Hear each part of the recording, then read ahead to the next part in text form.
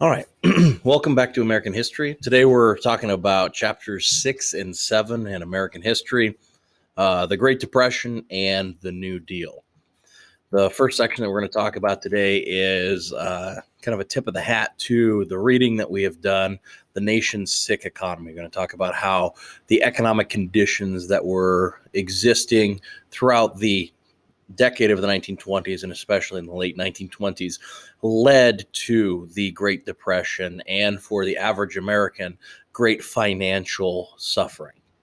So the first thing here, just understand average Americans thought that the decade of the 1920s was going to continue forever, that this prosperity was going to exist forever, or at least for the foreseeable future. Many people looked to the national income and saw that America in 1921 made $64 billion and in 1929 made $87 billion. And so every year it appears that America as a nation is making more money, and thus we as individuals are making more money. The stock market reaching new heights. And so it seems like this era of prosperity is never going to end. Also understand with this that there are groups of people, there are certain sectors of the economy that do not make any more money in 1929 than they did in 1921, especially your steel workers, your textile workers, and your farmers. They made very little profit and less profit with each year that passed in the 1920s. There's a saying in economics that depressions are farm-led and farm-fed. The first group of people that are going to feel a depression coming is the agricultural sector. Okay. The farms are going to feel it because their prices are going to get pinched. And then the depression is led by the collapse of the agricultural industries, the bankruptcies, the closing of farms. The depression is farm-fed or farm-led and then farm-fed. This in part in the 1920s applies because farmers took out huge loans in World War I so they could have more land to produce more food for the war effort. And when World War I ends, when it's over, we're no longer going to feed Great Britain and France, or they're not going to pay for us to feed them. So there's no cause for the average farmer to keep producing. However, they have to pay the bills. And so what they don't realize is that continuing to produce on scale with World War I production is going to actually drive down their own price. Okay. And this is very, very essential. You got to understand supply and demand, a fundamental key component of economics. If you have a lot of something, you have a high supply, and there's not very many people that want to buy it from you, there's a low demand. Okay, so high supply, lots of stuff, nobody wants to buy it. You can't charge much for it, so prices drop. The inverse is also true. If you have a low supply and everybody wants it, then you can increase your costs. Farmers at this time have a lot of agricultural products. And with England and France not buying our stuff for the war, there's nobody that's demanding it. And so they start driving their own prices down. So a farmer produces the same as he did last year, he might make a third or a half as much as he did the previous year. He's not able to pay his bills. He's not able to pay his mortgages, and he will go bankrupt. Okay. And when he goes bankrupt, that's going to spell a lot of disaster for other sectors like the banking sector, because the bank that put out a loan on the property that he bought to produce more stuff, they're going to have to try to recur some of their costs.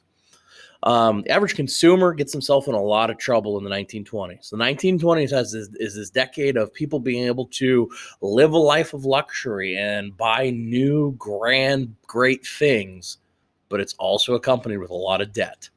So here we have the installment plan. Okay, you can buy things on credit. I'm good for it. Give me credit for it.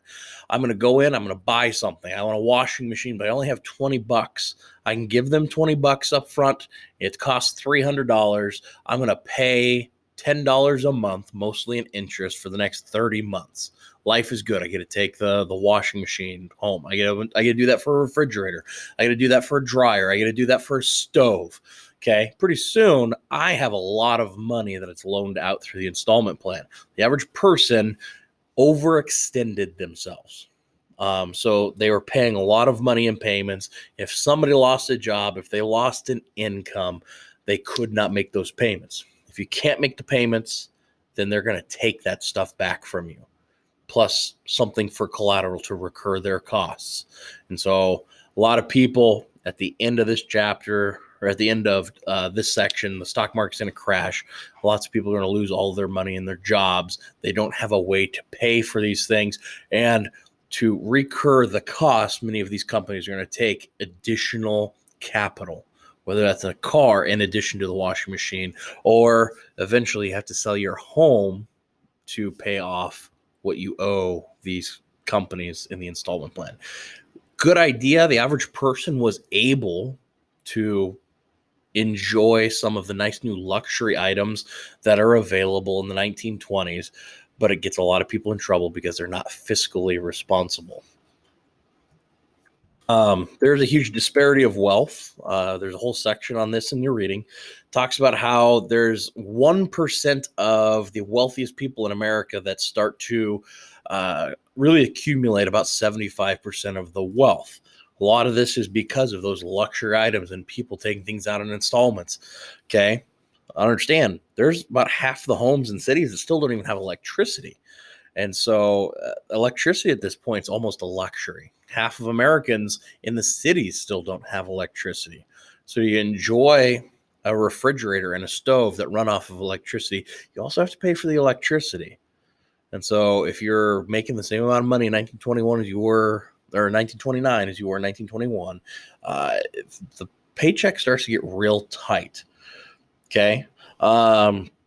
Many Americans weren't able to participate fully in this economic growth. They see a lot of people going out and living a very lavish lifestyle and enjoying all of these luxuries, and they start to think, hey, wait a second, there's something wrong with the system. We don't think capitalism's working at this point. So, conclusion to the first lesson, America is really focused on today. We want to live a great day today. I want to have fun. I want to enjoy myself today. We're not worried about the future.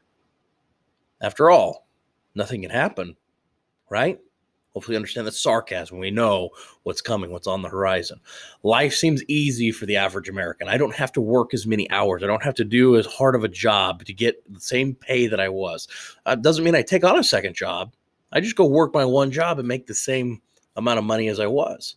Okay. I have everything within my reach. Anything that I want. Think of today. You can go buy almost anything you can think of. And Americans in the 20s were just starting to taste that. America lives this very lavish lifestyle, but we also know that Black Tuesday is coming. Okay.